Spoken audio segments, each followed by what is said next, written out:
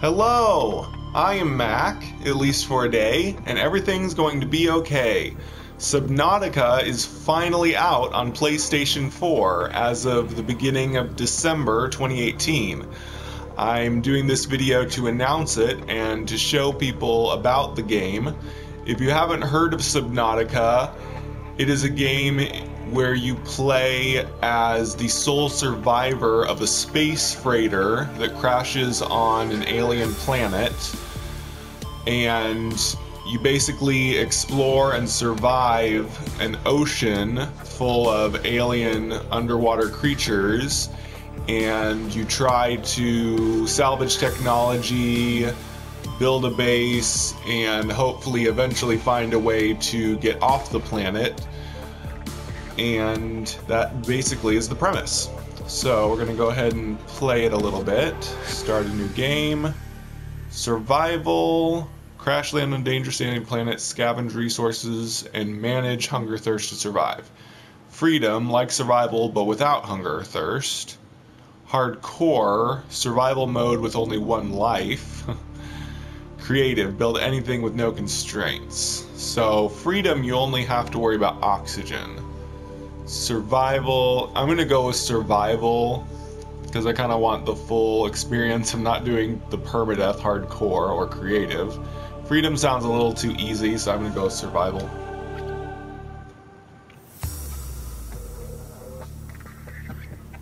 Now, really cool thing about this, well, I should say it's $30 on PlayStation Store, so it's fairly cheap for such a cool game. I've seen a lot about this game, so I know it's really good. And it also on PlayStation comes with a dynamic theme, which is really cool. I really like the dynamic theme. It has music from the game and moving underwater creatures in your background. But I was also going to say that they are working on a DLC for the game. So they're going to add a new area, a cold, like frozen region that you can go to, but that's not out yet. But I'm really excited about that whenever it comes out.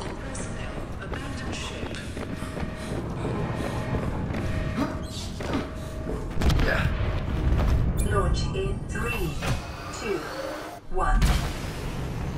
So I'm basically in an escape pod because the ship is crashing, I believe.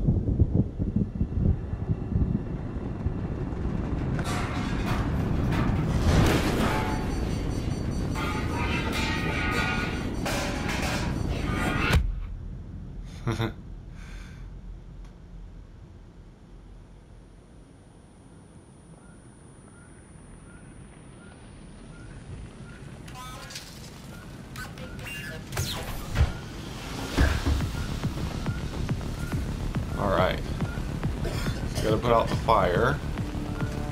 Got fire extinguisher.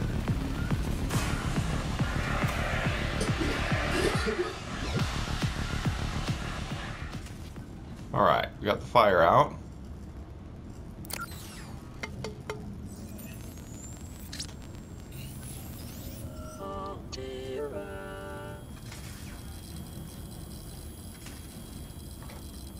You have suffered minor head trauma. This is considered an optimal outcome. This PDA has now rebooted in emergency mode with one directive: to keep you alive on an alien world. Please refer to the databank for detailed survival advice.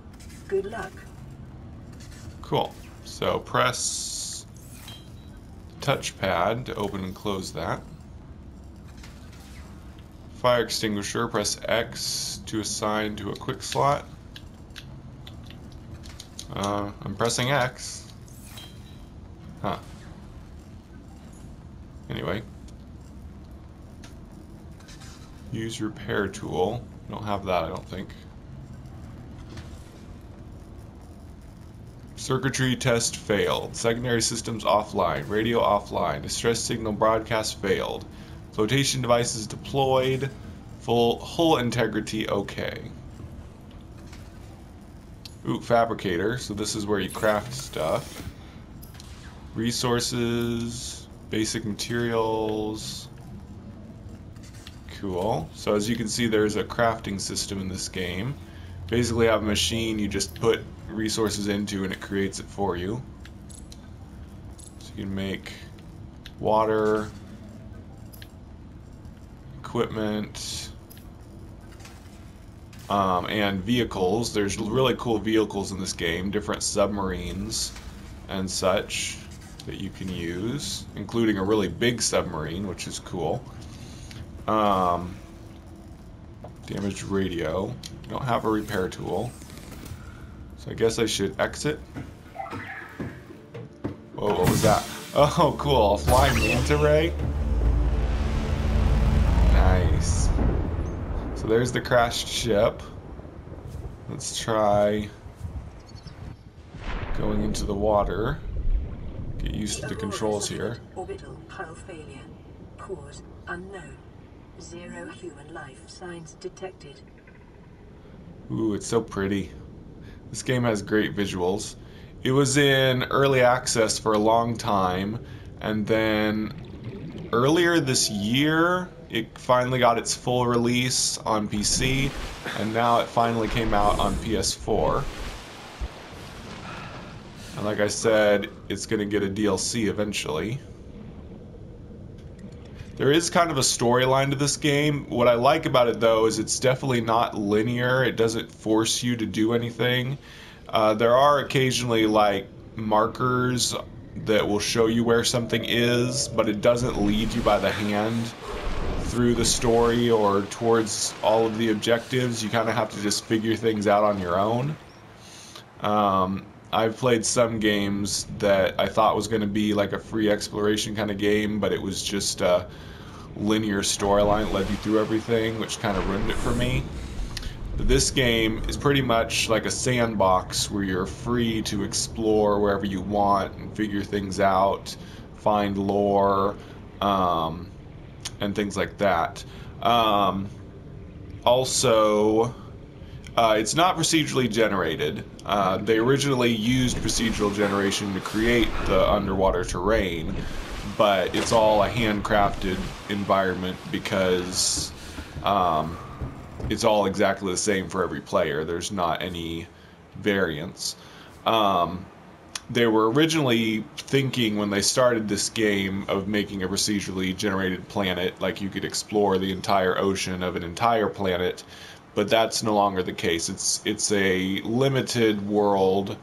It's a fairly big sea, but once you reach a certain point, you kind of drop off into a void, and giant monsters will kill you if you go too far. So you are limited in how far you can go, but it's a pretty big world, and there's lots of things to explore and find, including underwater underground, which is really scary. And there's also other like giant leviathan creatures you can just find in the above regular ocean. Some people have said that this is an unintentional horror game because there are some really scary sections of the ocean where really big scary things can come get you. Okay, so I'm gonna have to figure out how to get food. I think I can catch fish. I don't seem to be being shown a way to grab them. Oh, I can. So I think I need to catch some little fish and turn them into food and water or something to survive. See if we can grab one of them. Come on. I'm gonna have to get good at catching these things. And there's like power-ups you can get, like you can get a bigger oxygen tank, so you can stay underwater longer. And like I said, there's vehicles, and of course you can build a base. The cool thing, although kind of restrictive, is unlike games like No Man's Sky or a game like Minecraft, bases are subject to physics, so you can't build something that's too top-heavy because it will eventually collapse, or if you dig really, or build your base really deep underwater. New Yay, I threat caught something. discovered. Oxygen, alien Oop. life forms. Okay, that have so I think unexpected this activation. type of fish is good for making water or something. Survival strategy. And I'm getting, well, I need food more than I need water. Let's go see if we can synthesize this. Is there a way to, like, put it into my inventory? I don't know. Okay, I still got it, so let's see if I can craft it into food or water.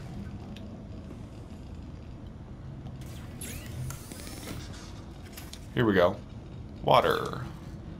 Cooked bladderfish. I can make... Okay, I can make a bladderfish into water, although I need food more, so I'm gonna cook it. Yay. Let's see how I can eat it. There. Oh good, and that increased my water a little bit as well. Nice.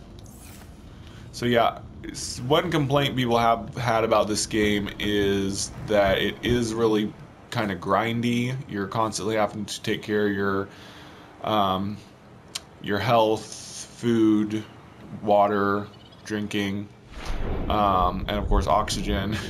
So there's a lot of survival things that you have to work with, and there's also a lot of grinding to get the resources to get upgrades and such. But catch some more of this. Can I just... Is there a way for me to just put it away? I know there's a way to release it as well if I don't want to kill it. Okay, good. Pressing circle made it disappear from my hand. I can catch other little things. They're also probably good for food. But I might live stream this game some, maybe during Christmas break. I'm not planning to live stream it a lot, but I will have some extra time when I'm off work for Christmas. So I might live stream it then. But once the DLC comes out, which probably won't be sometime late next year, maybe longer than that, but I do want to do like a full series on the DLC whenever that comes out. But I might live stream this game a little bit, but it's mostly just going to be this one video showing people about it. Oxygen. Ah. Oxygen.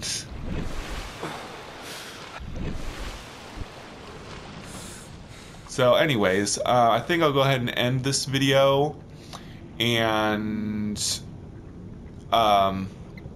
like I said, it's $30 on PlayStation Store, and it comes with a dynamic theme, and it's a really cool open world survival game called Subnautica. So I've been Mac.